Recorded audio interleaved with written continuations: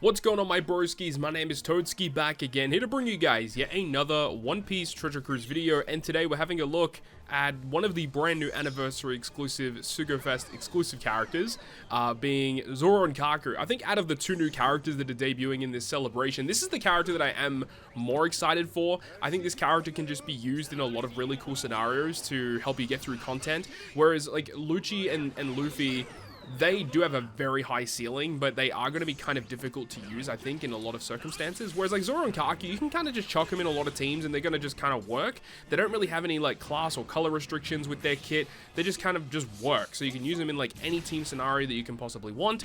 So in this video, we are using them in 3 different arenas. We're going to be using them as a friend captain, of course, because I do not own the character. But this is a good showing of like what you can expect if you don't own the unit, but you want to use them in content. You know, this is what you can expect. So let's go ahead and start things off. Let's have a brief look at their captain ability. They are kind of interesting, and the way that they're kind of designed as a captain makes me kind of believe that this unit was kind of designed for a Kizuna clash. If you have a look at what they do, so depending on who you start off as a captain, you know, whether it be Zoro or Kaku, you do get a 5-turn conditional boost at the start of the quest. It's a 3 times conditional boost, which is quite good, but it only lasts for 5 turns, so it definitely feels like this is a really good captain ability to be using in Kizuna Clash moving forward if you do get the chance to do it. So in a lot of circumstances, I really don't think that the conditional boost effect in their captain will really matter. But one really cool thing you can do is activate their switch effect to guarantee that their conditional boost from their captain ability is going to be active.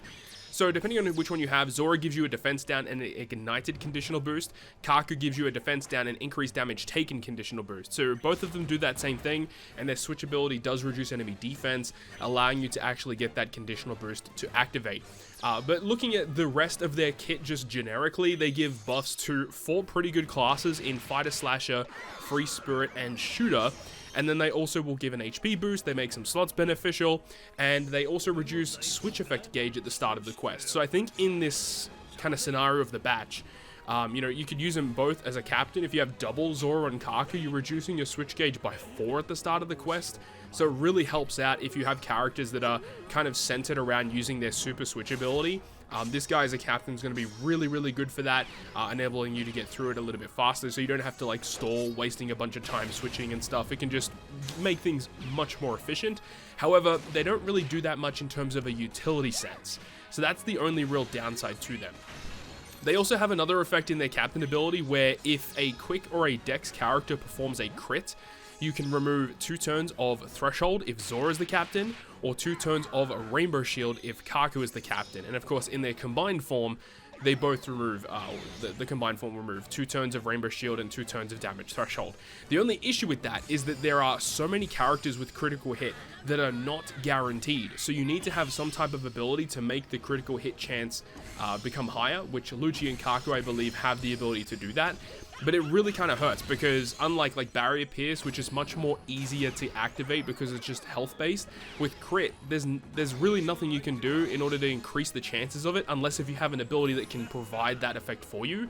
This character doesn't do that. So captain ability wise, they're a little wonky. If there aren't too many gimmicks to get through and it's just about clearing it with a fast pace and also having, you know, your super switch gauge be as fast as possible, this is going to be a really good captain to use. But I think in most scenarios, you're not going to be using him as a captain all that often.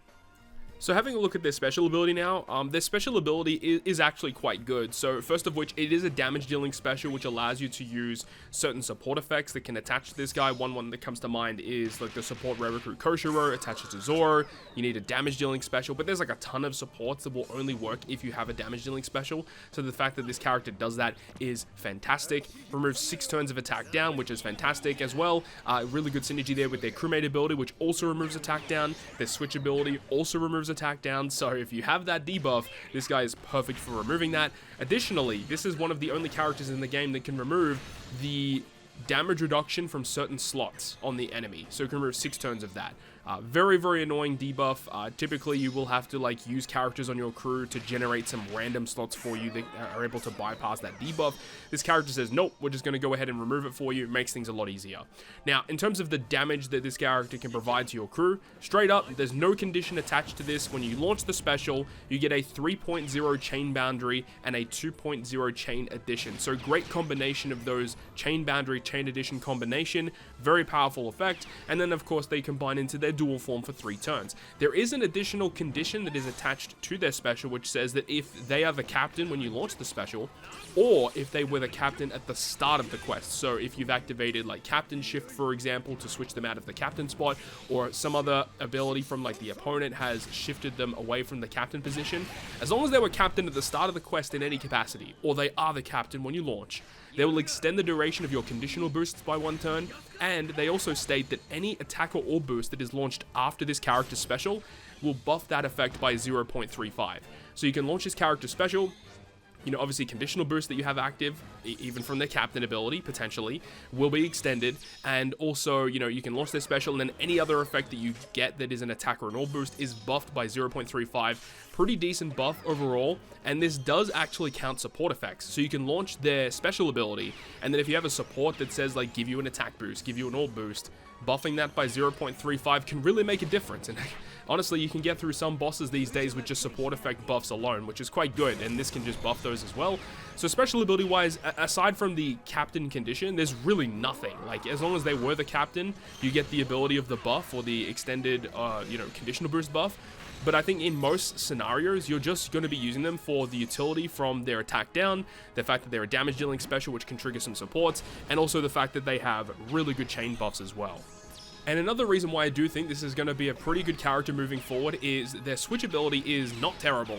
So their switch ability, just every single time you use it, you're reducing enemies' defense by 50%. So this obviously has great synergy with their captain ability, generating that defense down conditional boost, as we said.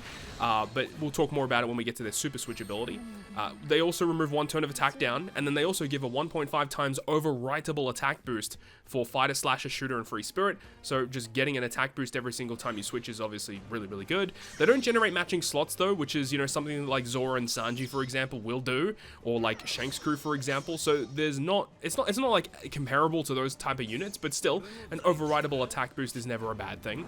And then the best part is when you get to their super switch, which is 6 switches in order to get it. If you run them as a captain, it'll only be 4 switches. Double captain, it's only 2 switches in order to get it, which is very quick.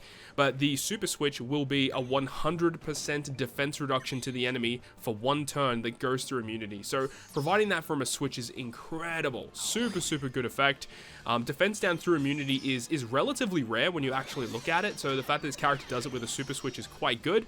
They also will remove 1 turn of attack down, which is unchanged.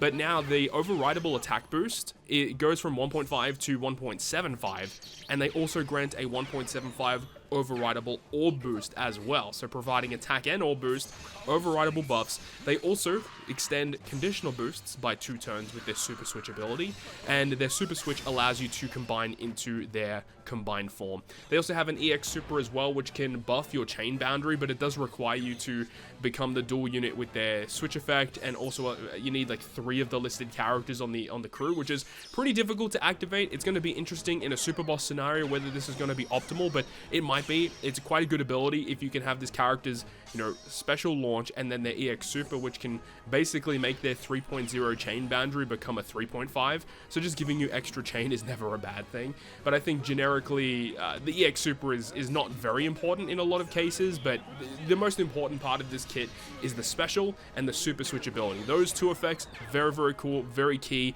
and very unique abilities coming from this character overall.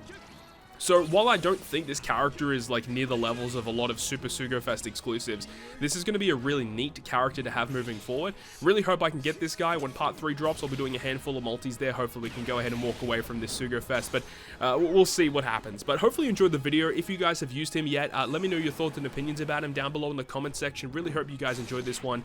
If you did, make sure to go ahead and leave a like, and if you want to stay up to date with all the content I post, including more One Piece Treasure Cruise content, make sure to hit the subscribe button down below. On that, guys, I'll see you guys within the next video.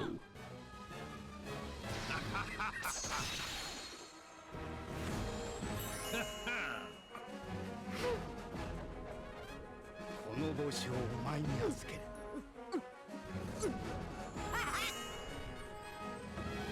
俺が相手